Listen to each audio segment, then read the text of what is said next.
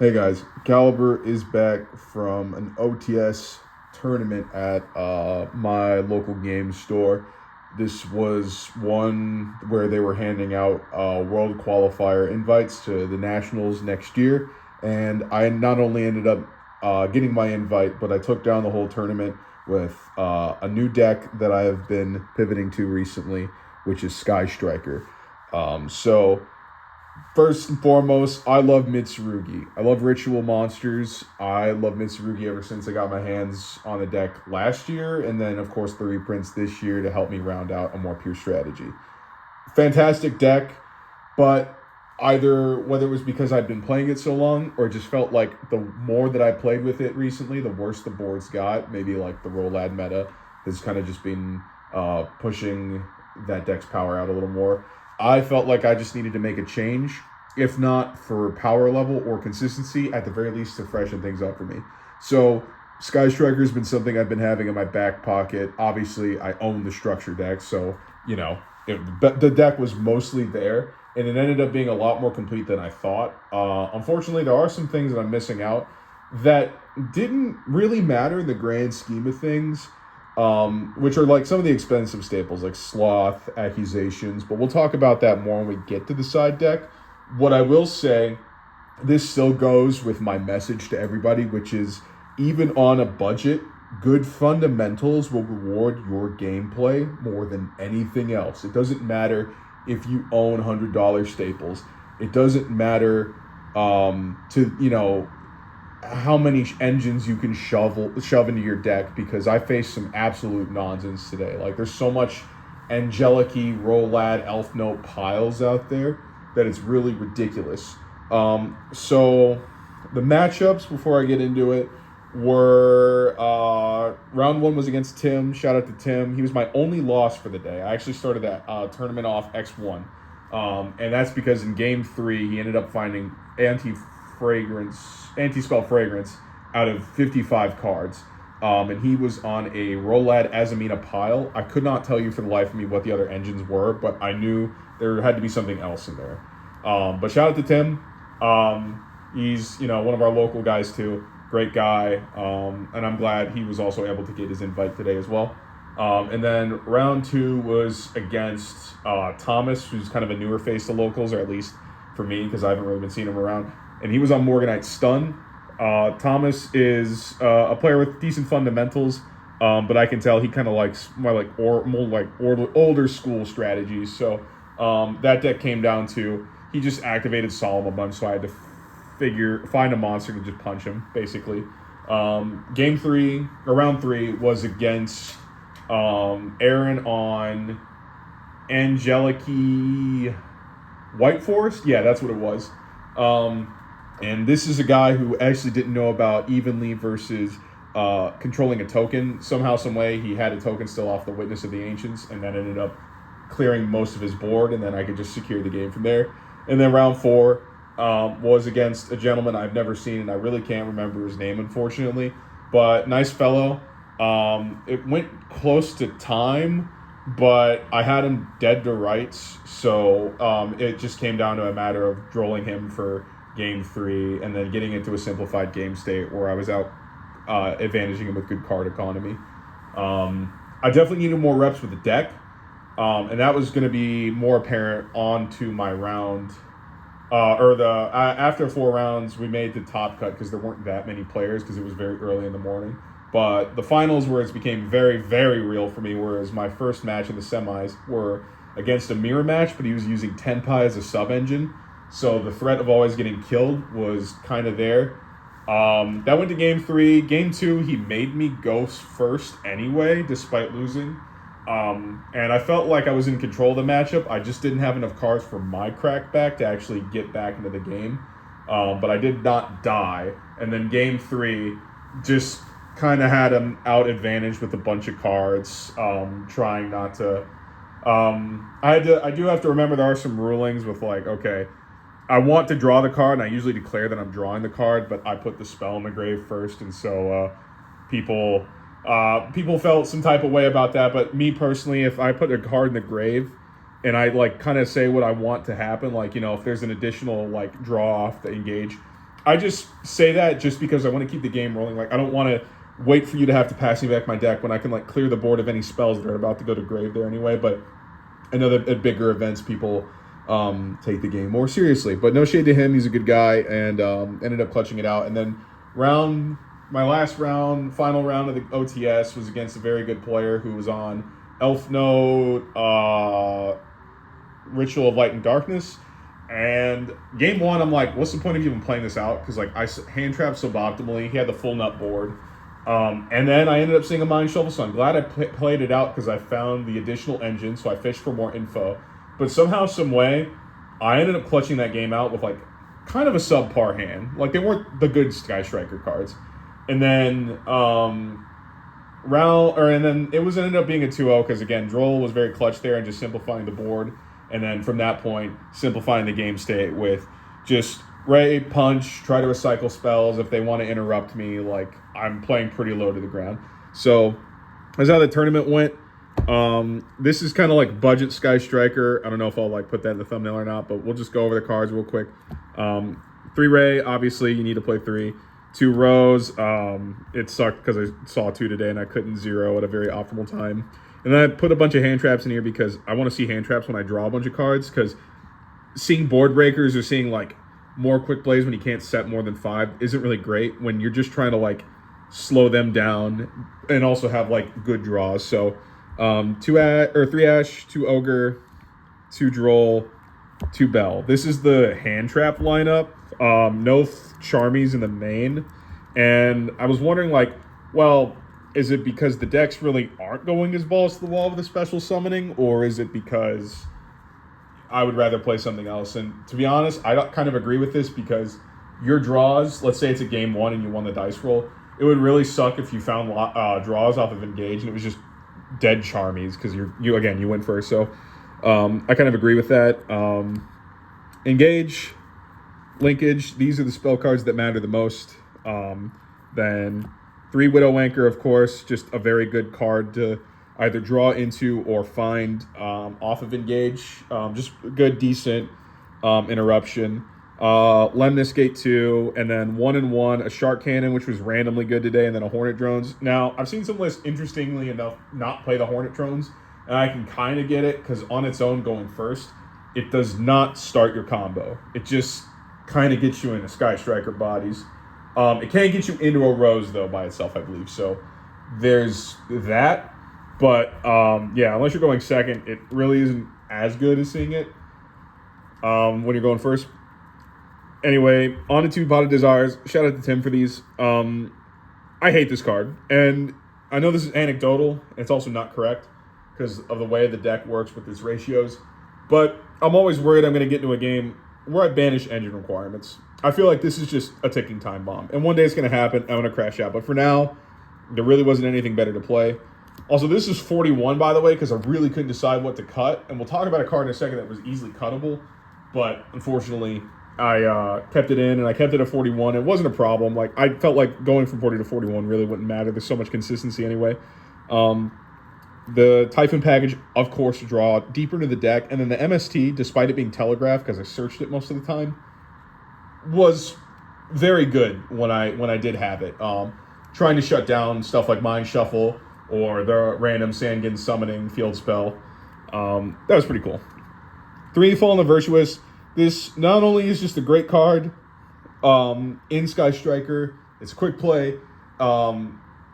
You can dump Ecclesia, and then later on this can become a revive, a starter.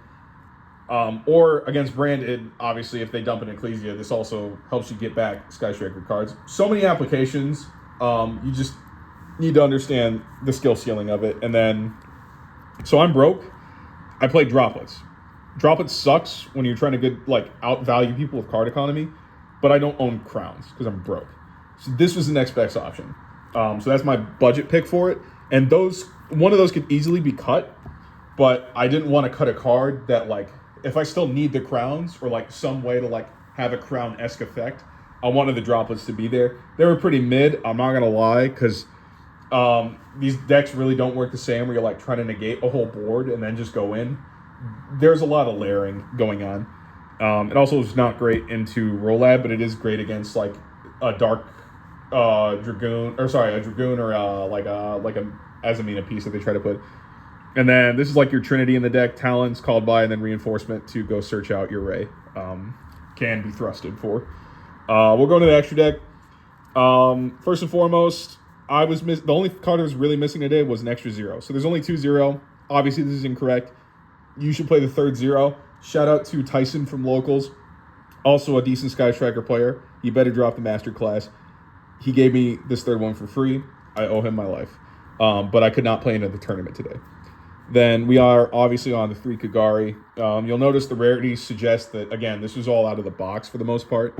1 Shizuku, 1 Amatsu, oddly enough putting in work against the Elf Note player.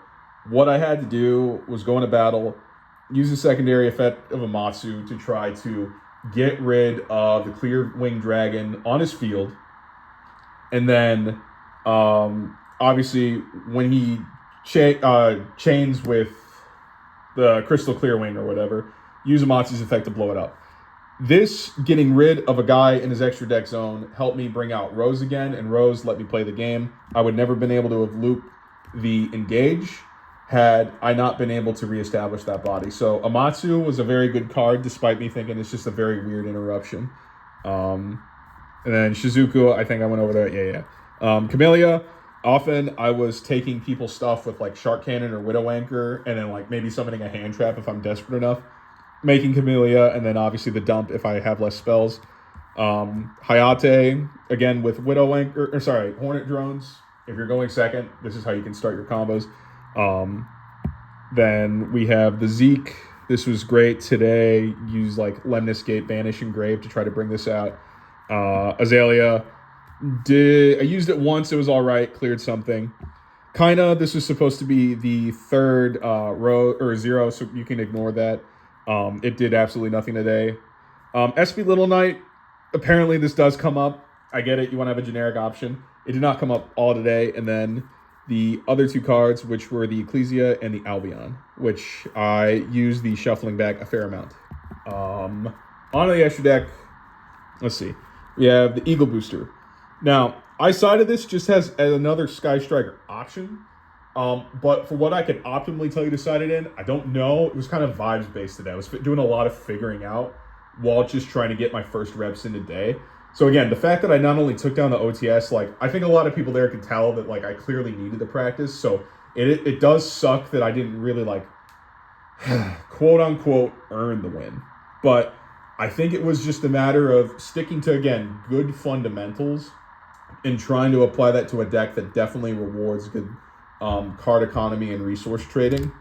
But on Eagle Boosters in specific, I would bring this in a lot of matchups like Rolad, where my back row can be kind of fake when it just doesn't matter when stuff is like unaffected. So having a searchable piece that says like, if you're trying to clear my rows right now, I'm just going to make a, like kind of a towers, and then you can fuck around and find out next turn. So I don't own Sloth. So this is the next budget option. So I think I'm definitely going to bait the budget in the thumbnail, because a lot of this deck was like, why would I ever play this if I'm just playing a suboptimal list? But then I was noticing like, no, I can play Sky Striker. It's not like I'm missing something important, like a key staple. Sloths and accusations, those are all optional, and I bet it does feel great when you can resolve them. But it's just, at my point in life right now, like, in between stuff, I cannot justify the price point for staples that just may not be relevant into upcoming formats. They're pretty generic cards, so it's not fair to say. But for all my budget girlies out there, you can 100% substitute Pot of Sloth with Triple Tactics Thrust, because I think this accomplishes the same thing at the end of the day, which is not only extra consistency, but punishing players who, of course, are going to play on your turn, trying to find those key board breakers or like an engage after you've already baited a bunch of interruption, which this deck is fantastic at because it really can pick apart the board, which is kind of ironic because I thought there'd be more Raigekis and Lightning Storms going to the list, but it's kind of weird that those suck now. And then one Duster, this is the one back row hate that I still have in the deck, mainly because of Sky Striker, which there was a good amount of them. There's enough Sky Striker around just because it's a fan favorite that justifies me keeping this in my list. That's really all that's for, and it's typically getting eaten by like a solemn anyway. So, how you feel about that? I don't know. DDG was supposed to be something that I was going to set off a thrust. This is like the next best floodgate. This would mainly be for extremely graveyard reliant decks, such as Branded, because I really don't want to establish a grind game against Branded of all things. It can turn off some of your interruptions. It can hurt your spell count and do a lot of things wrong to you, but typically any cards that you're getting rid of that are important, you use a 3 of anyway. So DDG just being the next best floodgate to play when it comes to trying to shut down Brandon's grind game, because I really don't want those fusions to get engraved. If I can stop that, I pretty much have a clear path to try to kill them. Solemn Warning, Iron Thunder, and Judgment. This warning should probably be another Iron Thunder, because of course the most important thing in Sky Striker is protecting your back row in the games 2 and 3. Of course, everybody pretty much knows, like, if you just answer the back row, you pretty much win, because that's their main form of disruption. And again, Iron Thunder is not once per turn, so being able to get rid of something like a very powerful spell, I think you need to play another of that. This warning was the next best thing, because I just couldn't find another Iron Thunder, and of course Judgment is limited. Obviously, if you played Accusations, you would play Judgment and then 3 Accusations, clearly, or whatever ratio, whatever. But Accusations, this is what those are standing in for. And like I said, these are the budget variant options. So you don't, if you feel like you can't justify it, you can still play decks like this and 100% do very well at locals. These were the next best thing. I was trying to think if there's anything else relevant to say about these, but something about Iron Thunder, I do not remember. Whatever, moving on. 2 evenly matched. This could be bumped to 3 if you cut the Duster or you cut the DDG or something. Evenly was great when I saw it. There's a couple times where I saw it, but I already drilled them and their board just sucked. But that wasn't really the point. It was, I want to either find a turn skip hand trap like Fua or Droll, or I want the Fuas to help me draw into like evenly matched to clear the board, because all these players are now teching in the Angelic engine, and they're just getting way too cute with it, like doing a bunch of like tricks on it, having like 5 back row, 4 of them are like the continuous guys. You're getting burned. You can't activate more than 5 monsters. That stuff can't be destroyed. And then they'll do a bunch of synchro BS. Like the most egregious combo like is 2 Blackwing Assault Dragon, Stardust, and Chaos Angel. And like, unless you have a very specific combination of cards, usually involving this, you just lose on the spot for going second. And again, they're getting like way too cute with it. So you need to find cards like this that just say, if you don't have Solemn right now, you're dead. Like, thank you for wasting 20 minutes of my time. That was absolute nonsense. Get that board out of here. And like I said today, against I would say fairly healthy Angelic player, I was able to pull off the evenly against a token, and he learned the hard way that keeping a token on the board is actually super, super detrimental. 2 Lava Golem. Hamp is a searchable Sky Striker, whatever. I don't own it. This is the next best thing. I would probably still play Lava Golem anyway. I know people were playing the Winged Dragon of Raw Sphere mode, but for the boards that I was seeing, 2 was actually perfect. No matter what kaiju you're playing, unless it's an actual kaiju, you're losing your normal summon, but it's not really the biggest deal when you have linkage. All that being said, Lava Golem did put in work. It helped me establish a big enough body that I could go crash into it with a Sky Striker link and then bring something out. Oh, no, that wasn't it. It was crash, then drop the evenly, because I tried Engage fishing for the evenly, and I found it after I found the Lava Golem. I'm like, okay, this works perfectly. So that was a nice little combo there. Typically, I want to see them before I have to start playing, so I can just beep, bop, get rid of the board. And the last cards are going to be the Fuas. Like I said, I like this being on the side rather than the main, just because it's so hit or miss.